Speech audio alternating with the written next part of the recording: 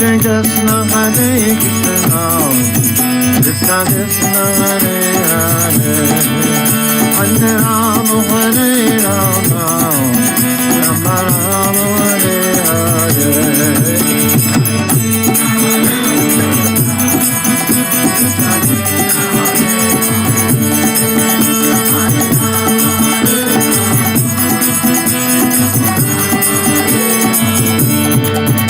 Hare Krishna, Hare Krishna, Krishna Krishna, Hare Hare, Hare Rama, Hare Rama, Rama Rama, Hare Hare.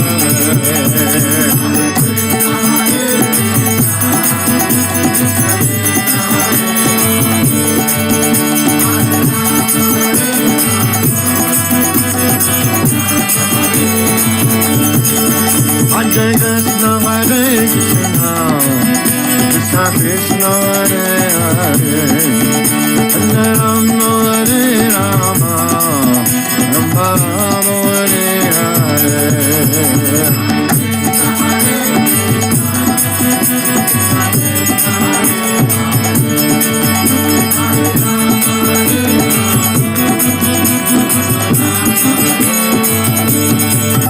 Hare Krishna, Hare Krishna, Krishna Krishna, Hare Hare, Hare Rama, Hare Rama, Rama Rama, Hare Hare.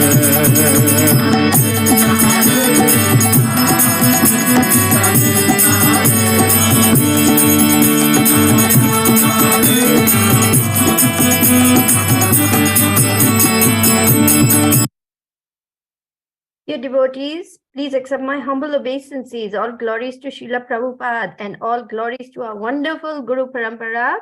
Welcome to His Holiness Candramauli Swami's daily call. Here. Dear Guru Maharaj, please accept my humble obeisances. All glories to Srila Prabhupada. Guru Maharaj, would you like to choose a specific verse today? No, we can continue where we left off on the 10th chapter, the first canto.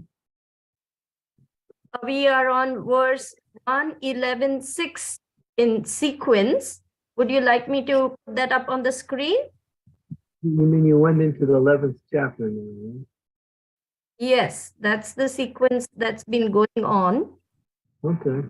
Yeah, so we'll do that. Okay. So, dear devotees, we are on Canto 1, Chapter 11, verse number 6. And hopefully you will see it on the screen in a second. Okay, there we are.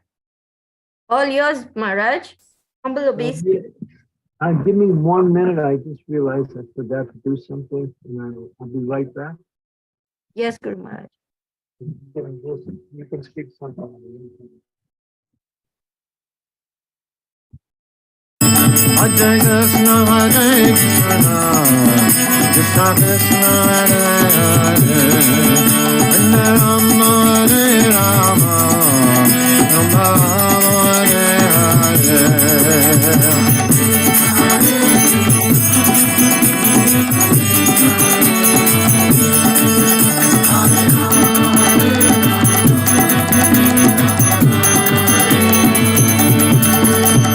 Hare Krishna, Hare Krishna, Krishna Krishna,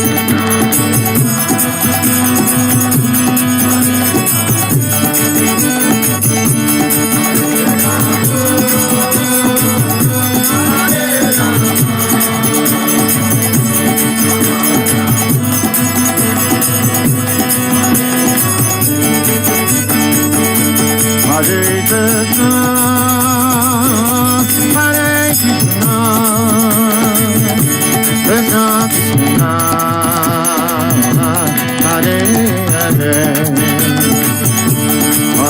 Rama,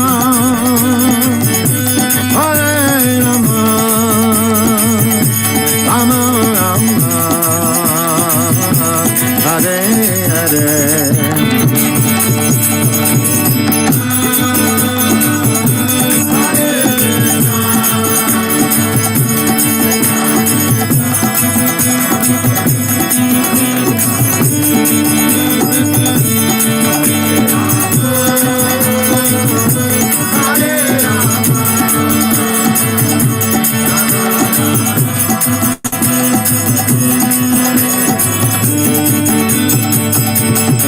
Hare Krishna, Hare Krishna, Krishna Krishna, Hare Hare, Hare Rama, Hare Rama, Rama Rama, Hare Hare, Hare Krishna,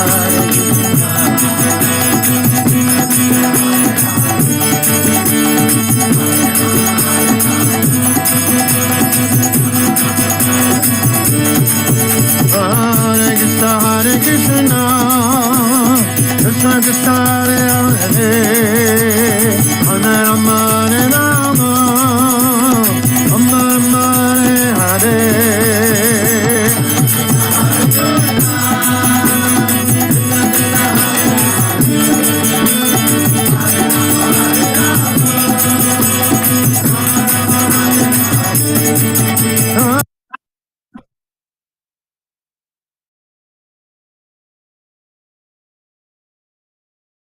Guru Maharaj, please take over. Okay, bring up the verse. Om Namo Bhagavate Vasudevaya. Om Namo Bhagavate Vasudevaya. Om Namo Bhagavate Vasudevaya. Natasmate Nata Sanangri Pankajam. Virinchavarincha Sarandavaditam. Parayanam Shema Ichayatam Param. Nayatrakalam Bhavavet Prabhavo. The citizen said, O Lord, you are worshipped by all the demigods like Brahma, the four Shanas, and even King of Heaven. You're the ultimate rest for those who are really aspiring to achieve the highest benefit of life. You are the supreme transcendental Lord, and inevitable time cannot exert its influence upon you. Purport. The Supreme Lord is Sri Krishna, as confirmed in Bhagavad Gita, Brahma Samhita, and other authorized Vedic literatures. No one is equal to or greater than him, and that is the verdict of all scriptures. The influence of time and space is exerted upon the dependent living entities or parts and parcels of the Supreme Lord. Living entities are predominated Brahman, whereas the Supreme Lord is predominated Absolute. As soon as we forget this clear fact, we are at once in illusion, and thus we are put into threefold miseries, as one is put into dense darkness. The clear consciousness of the cognizant living being is God consciousness, in which one bows down unto him in all circumstances. Umagyan timirandasya gena jana salakaya taksun militam yena tasmai Shri Gurave Namaha Shri Chaitanya Manobhistam Stapitam Yena Bhutale Swayam Rupa Kadam Mayam Dadati Swam Padantikam Dama Om Vishnu Padaya Krishna Kristaya Bhutale Srimati Bhakti Vedanta Swami Niti Namine Namaste Saraswati Deve Gauravani Pacharine Nirvisesa Sunyavadi Paskatyade Arine Vanchakalpatarubhischa Vipasindu Paevacha Pitanam Bhavanebhyo Vaishnavebhyo Namaho Namaha Jai Sri Krishna Chaitanya Prabhu Nityananda Sri Advaita Gadadhar Sivasadi Gaur Bhaktivinoda Hare Krishna, Krishna Krishna, Hare Hare, Hare Rama, Hare Rama, Rama Rama, Hare.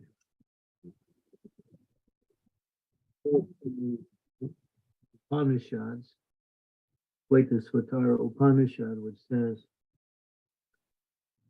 Nitya Siddha Krishna Prema. No, that's, let me see. Nitya Nityanam Chaitanas Chaitananam Eko Bahuda Vidadati.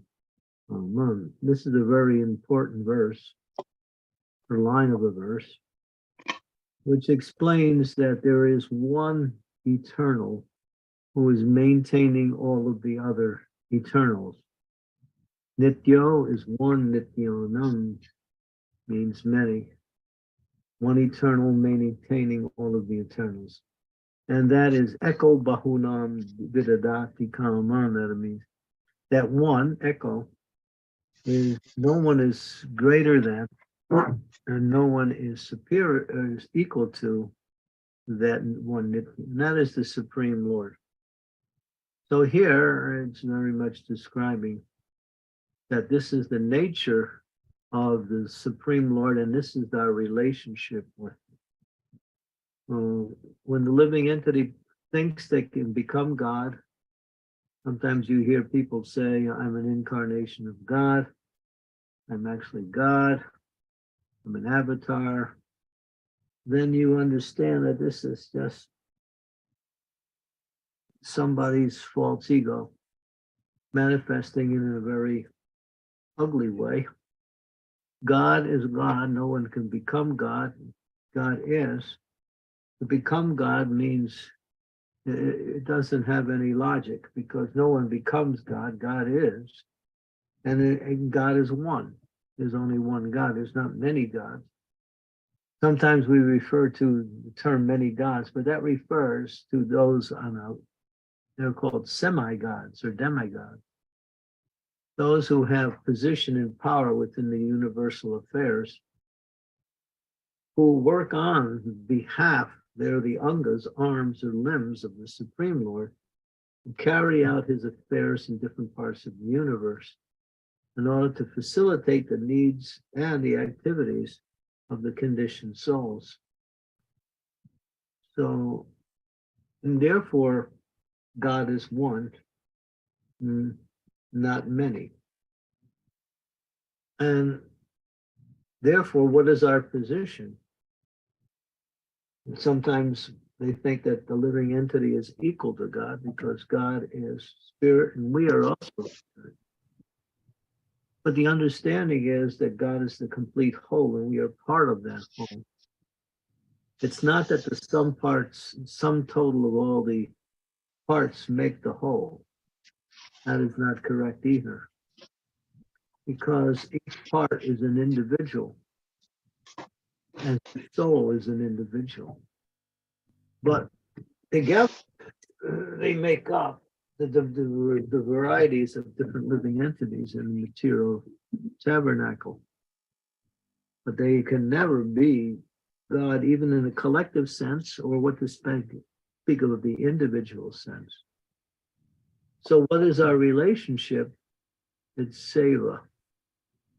As we develop a relationship with people in this world based on doing something for that person. Sometimes it's done in a business transactive way, and sometimes it's done in a dutiful way in relationship to various friends, family members, and others within the society. But it's always based on the principle of seva. Sometimes that seva takes the form of having some financial remuneration as the exchange for the seva. But still, seva is the work or the essence of life. Essence in the activity of life. Everything is based on seva.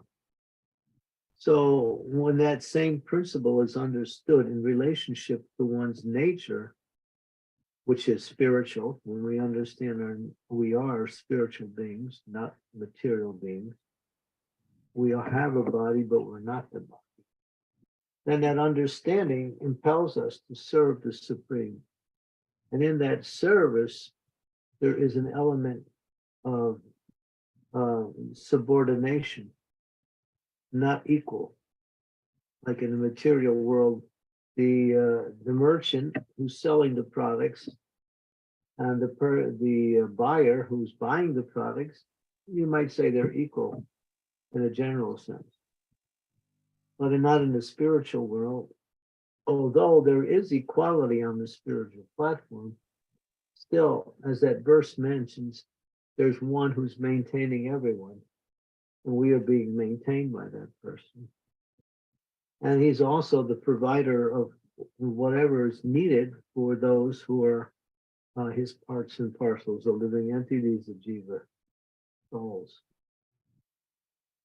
So with that understanding in mind, then one engages in humble devotional service, knowing one is always subordinate to the Lord. Sometimes a devotee will get so much reciprocation from their service, they'll feel very happy, they'll gain much knowledge, they'll be free from the general distress that comes by way of living in this world. And they might start to think that they are equal to the Lord. That thought is never correct.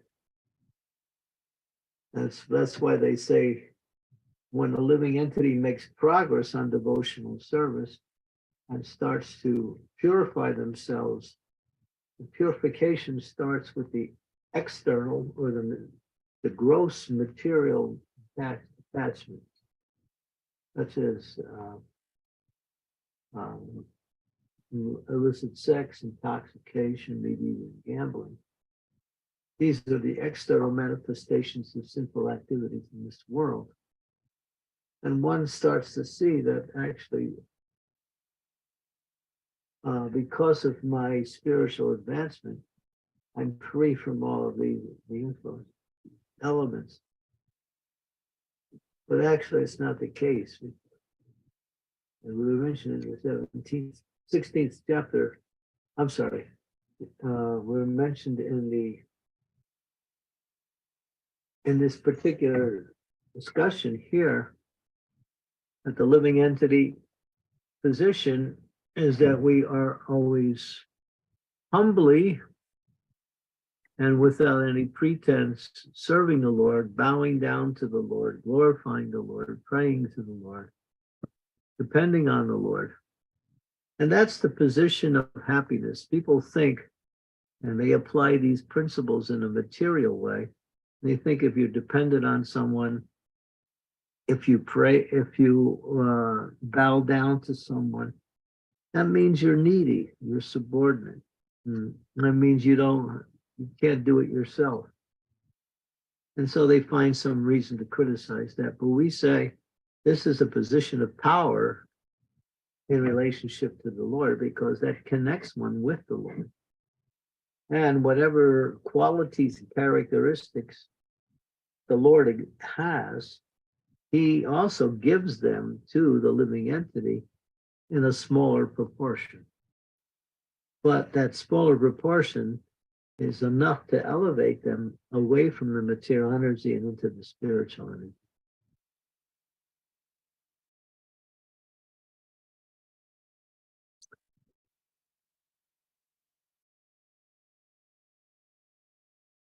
And here, forgetfulness is one of the qualities that is the main quality that puts us into the material illusion. Illusion it comes by way of ignorance. And ignorance comes by false identification with oneself as the body.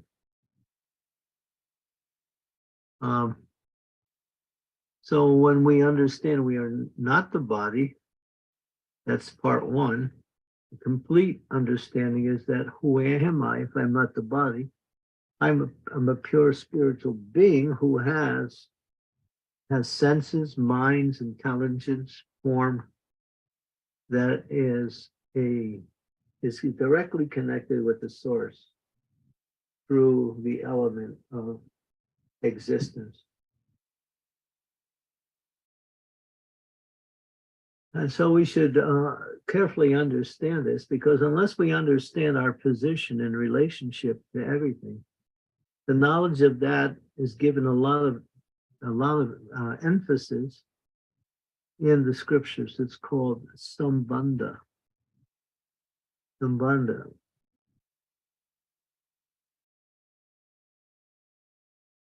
Which really means relationship.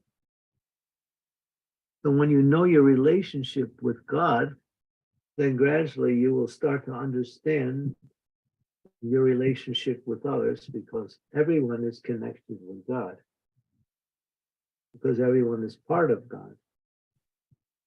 So when we connect with God through the process of devotional service, we connect with everything else that is connected with God. And that seems to be a little difficult to understand. But there's a nice statement in one of the scriptures. I think, no, it's in the Bhagavatam, in the second chapter, first verse. The second canto, first chapter, verse number 12, in the purport, it basically says that when one is absorbed in chanting the holy names of the Lord, they can synchronize all stipulated energies from all parts of the universe. In other words, you become the center. When you're connected with the center in a very complete way, you also have the facility to act in that same capacity. Just like when Dhruva Maharaj was performing his austerities in the forest, as described, he wanted a kingdom greater than his father, his grandfather, and even his great-grandfather. There was no such kingdom available. His father was Uttanapana, the king of the world. His grandfather was Swayambhuva Manu, the king of the universe.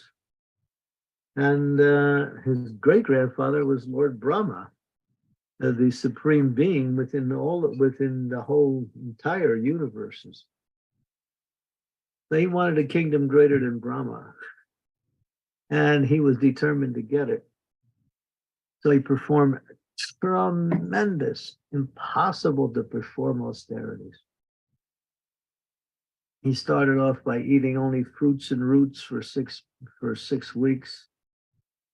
And then he started to increase that.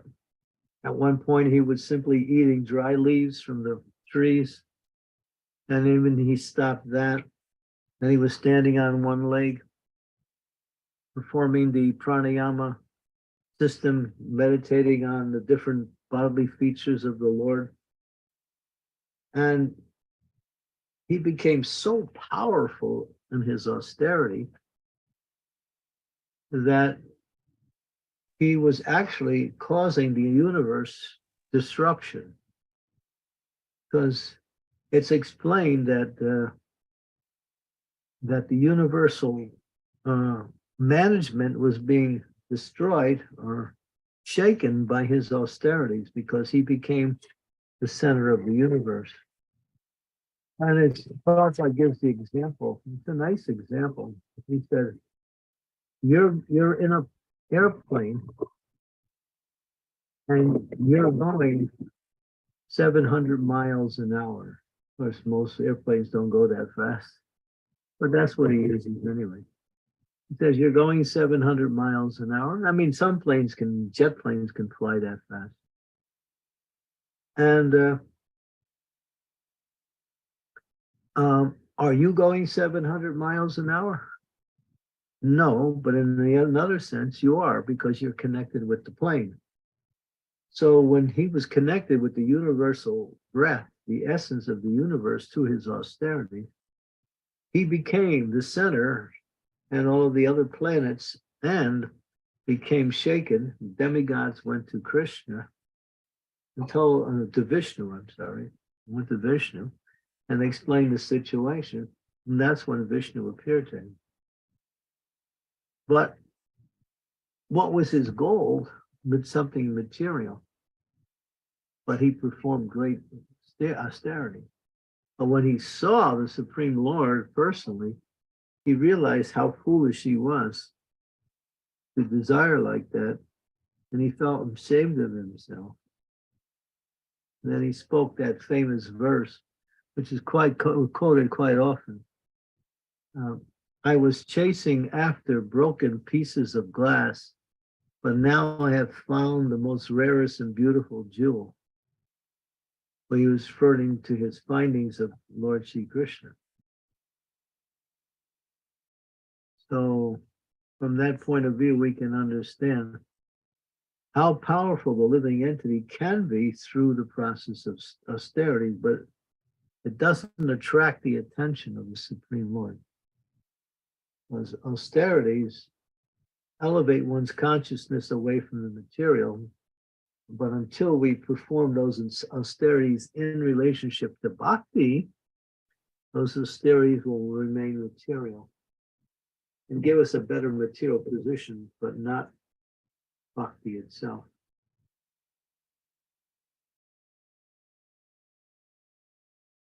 So this forgetfulness, which is caused by ignorance, is the cause of illusion, or which is the element by which illusion seems to be real. Everything in this world is illusionary because it is under the control of the threefold misery. And it's moving in a certain direction to facilitate the activities of the devotion of the material energy.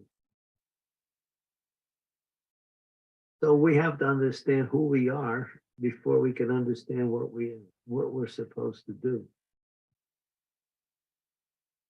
If we think we're the material body, we'll have them.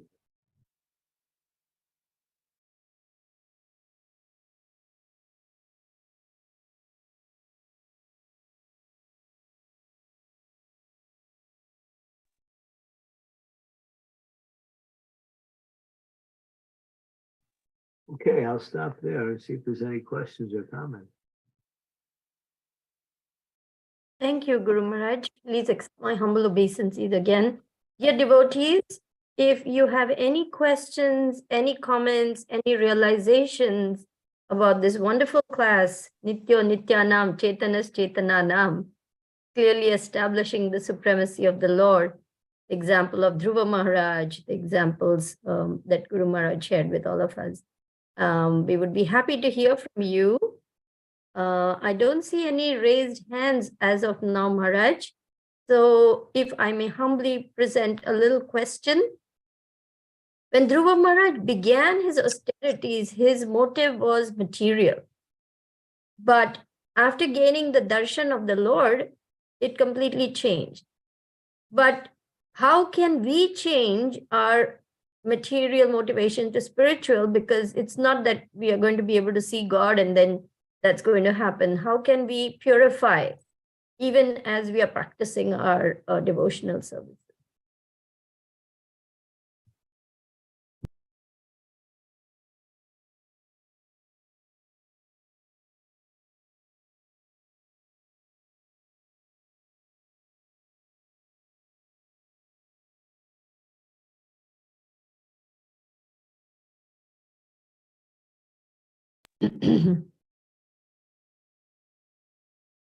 So if any devotees have any further questions, comments, you want to share your realizations or maybe even your experiences, please feel free. Maharaj, would you like to take questions at this point?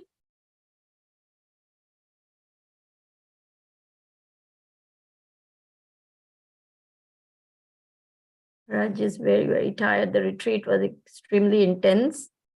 And we don't, I don't hear Maharaj though. Hare Krishna, this is Parikshit Das. yeah. All glories to Prabhupada. All glories to Srila Prabhupada. All glories to I think his body's right. taking a little turn for Yeah. I Maharaj, joined with your late. permission, should we end the call for today? Thank you for giving us such an enlightening and wonderful class on this beautiful verse. And we are perfectly all right with what nectar you have given us. So if you agree, we can end the call. I need your permission to do that. Yes, Mataji. Guru Yes, Maharaj, Mataji. do need rest. Yes, Mataji, please let's do that. But I don't want to do that without Guru Maharaj knowing that the call is ended. Right. Rest. Maybe shall we discuss the verse between ourselves while we give some break to Maharaj? Would that be Yeah, okay? that would be good. Would you like to share your realization, Satyabhama? I think this verse is mainly talking about the life's end goal, what we want to achieve at the end. Mainly when he's talking about you are the ultimate race for those who are really aspiring to achieve the highest benefit of life. So at any point in any situation, when Maharaj was talking about Parikshit Maharaj, Prahlad Maharaj and Dhruv Maharaj, that in this Kali Yuga, when the miseries of the life never stops, and every other day somewhere you have the 3 different types of miseries which you receive on different occasions, and so this verse clearly says that the Lord is always there. And yeah, that's how I see that in every situation we need to see our end goal and what is the highest purpose to achieve. And the Maharaj also talked about illusion, that everything else is illusion. So that is a very good point. When we know the absolute truth, and when we know the higher purpose, then any small thing will be looking like illusion. Maybe if I'm saying that right. Right. I really like the point you made, Satyabhama. What struck me as Guru Maharaj was speaking was about how the Lord empowers his pure devotee to become very, very powerful. And then that devotee can start thinking, oh, I'm so powerful. I can do so many things. I have so many facilities. I have followers. I have money. I have this. I have that. And think that he is God. And this is how the downfall begins. And so one must guard against any kind of facility or opulence going to one's head and thinking, oh, I'm the doer. One has to always maintain that understanding that I am nothing. And Krishna is empowering me to do this service at any moment. He can take away that power. Any moment he can stop my breath. Any moment he can make me paralyzed. Any moment I could be dead. Everything is in Krishna's hands and I'm just helplessly under his control. So to maintain that humble service attitude, no matter what opulence we may have, no matter what position we may have, no matter what following we may have, all those things become crucial as we make advancement in spiritual life. The humility actually should increase. Radhanath Maharaj says, humility is not just a part of bhakti, it is the heart of bhakti. So Guru Maharaj brought out that point very clearly when he said that devotee has to be careful to understand his position, just a helplessly dependent servitor of the Lord. Guru Maharaj, you hear me? We can hear you. Okay, Guru Maharaj. So we were just discussing the verse a little bit. If you like, you can end the call anytime you decide. Yeah, Nicole, keep going. Just you got to keep me going with questions here. Okay. I did ask a question. If you like, I can repeat it at this point. Is that okay? Yeah. My question was, Maharaj, that when Dhruva Maharaj began his austerities were so severe and his motivation was material. And only after seeing the Lord, he realized, oh, what I'm asking for is bits of broken glass. But for us practicing devotional service, how can we purify our motives even as we are practicing? Because we can expect the Lord to come and then suddenly we understand that we are asking for bits of broken glass. How can we purify even as we are practicing?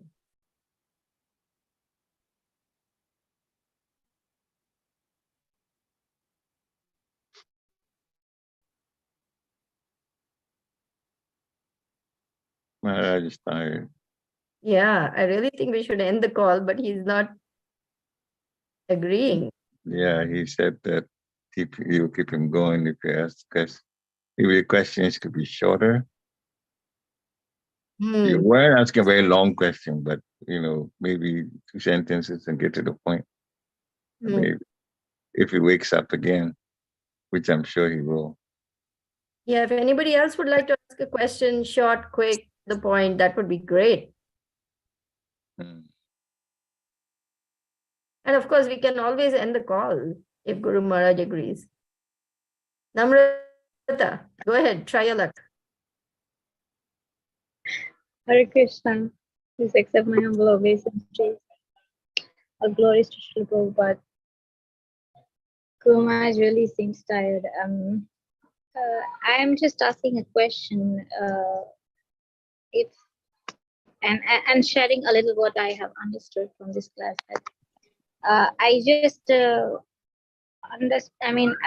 just contemplated and found that humility, the importance of humility a lot as we advance in spiritual development. So at every step, humility, that is why it is said that humility is the heart of the spiritual life. So at every step, we to avoid our anathas, how humility plays an important role. So that is what I understood. But apart from that, what my question is a little different. Should I try? Guru Maharaj, we can end the call for today, Guru Maharaj, and pick up tomorrow. Is that all right with you?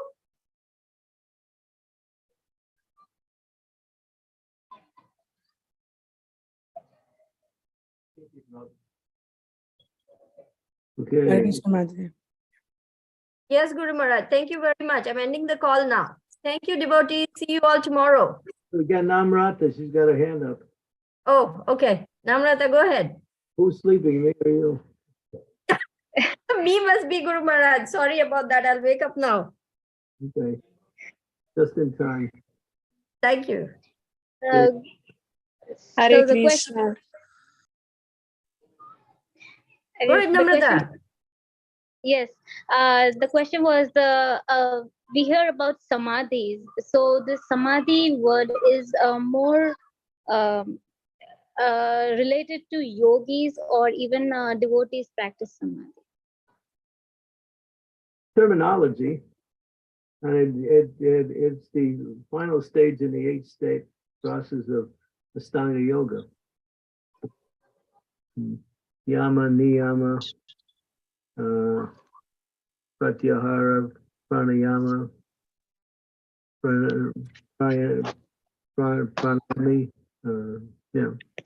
pratyahara, asana, and then dhyana, and samadhi. Samadhi means full and complete absorption into the absolute truth. And so sometimes we apply that term in a loose way, and we say he's absorbed in the holy name, he's in samadhi. And we get quite loose in the terminology, using that terminology. Sometimes we use it for reading. But it really means when all the senses, mind, the intelligence, all the bodily features are all absorbed in the supreme.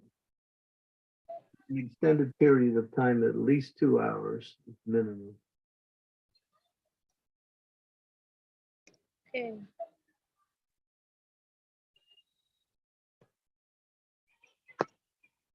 Thank you, Guru Maharaj. Thank you. She, Devi, where are you?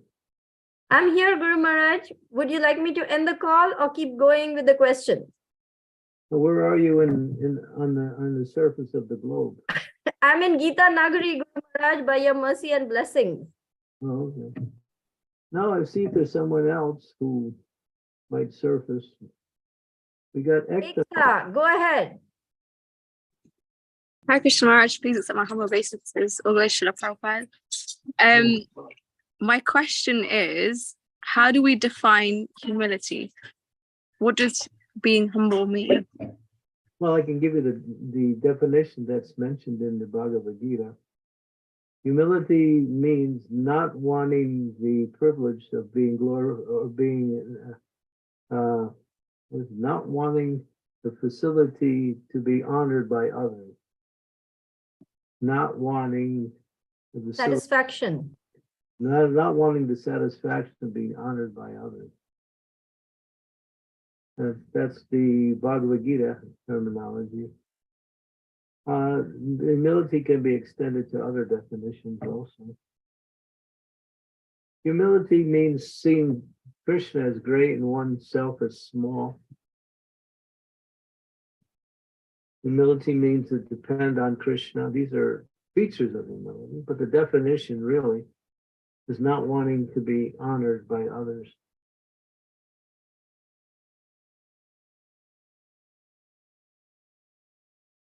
We just heard that Bhakti Gita Maharaj's definition of humility is to be humble and to be brave. I'm just putting that in there for those who didn't come for the retreat. Well, he didn't say, that's not the definition of humility. It says that humility, the qualities, a person is not fearful. Humility empowers a person to do things because humility is our position. It's natural to be humble because the soul is by nature jiva. Jiva, the word jiva indicates humility. And jiva means small. We're small in relationship to both the material energy and to the spiritual energy, although we are a combination of both. That's what it means. That's the definition of the word humility. Small, tiny, but not fearful or not, there's no negativity in humility.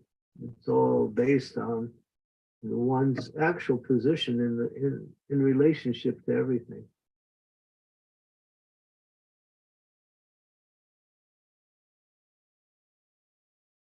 Humility means to be dependent on the Lord.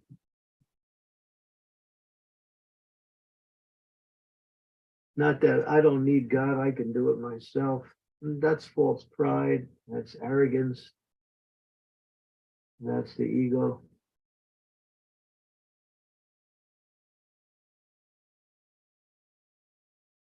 Humility means that God is great and I am small.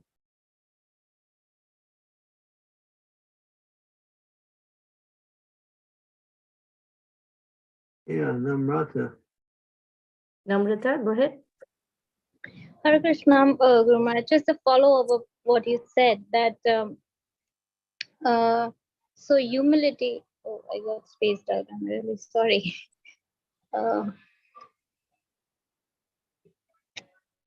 Sorry, it just completely went out of my mind. I'm sorry.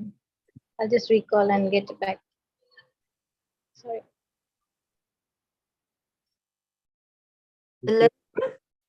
Nuria, that is Janava. Please go ahead, Janava. Hare Krishna, Hare Bol.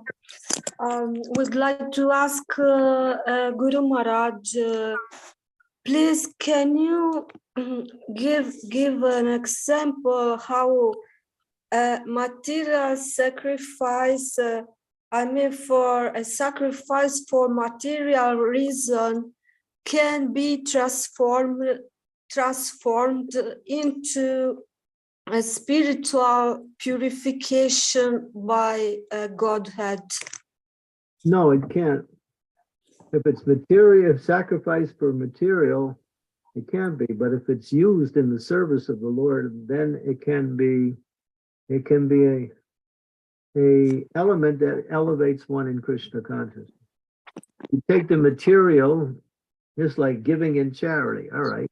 So you give it, if you give in charity to ordinary material organizations or material people, that's the mode of goodness. But it's still in the material energy. But if you give in charity to the devotees or to the process of expanding Krishna consciousness, that's spiritual. That charity will elevate you. You perform sacrifices for Krishna, that's spiritual. You perform sacrifices in order to free yourself from the suffering of material energy, that's material. Thank you, Guru Maharaj. Hare Krishna. Thank you. How are you? I'm in a hotel. I'm a bed and breakfast. I'm here, and hopefully it's possible to write you later or Yeah. thank you. Yeah, for sure. So, Guru Maharaj, I don't see any more hands raised. Namrata, did she come back yet? No. Oh, Namrata, would you like to ask your question? Have you recalled your question? No, Kumar, I completely forgot what I was going to ask. I'm really sorry for that. I'll ask tomorrow. Please take rest. Take rest. What do you tell me to take rest? Okay. I don't need any rest. I need japa. Yes, Guru Maharaj.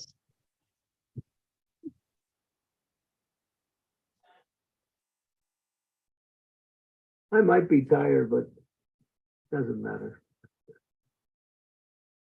Srimati, are you home? Yes, Guru Maharaj, just half 1 hour before we came. Okay. Yeah, super tired, Guru Maharaj. Anybody else's flight get canceled that you know of?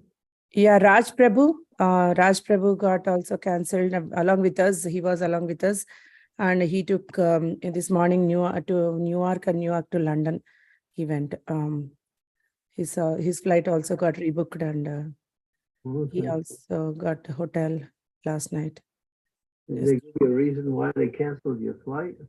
Some technical problems, Guru Maharaj. In the weather was good, but only the flight has some problems. So Yeah, they don't have enough personnel. That's the technical. yeah, it was getting too much delayed, and we thought, okay, we'll just get down and book another flight. And yeah. Well, then, yeah, Bhuta Bhavana's flight got canceled coming into America. Yeah. They're canceling flights quite readily now. Yes, Guru Maharaj, yeah. Shortage of personnel mostly. Okay. Thank you very much. Thank you, Guru Maharaj. Thank you, Guru Maharaj. Thank you so much for your mercy. We will end the call now, dear devotees. Hare Krishna. Hare Krishna. Thank you for today. Hare Thank you. Krishna Maharaj. Thank you, Guru Maharaj. Anybody- Thank you, Guru Maharaj. Thank you very much. Hare Krishna. मुझे गुरु महाराज को एक message तो लिख दो. Jai. Honey. What is say? Tell me what they say.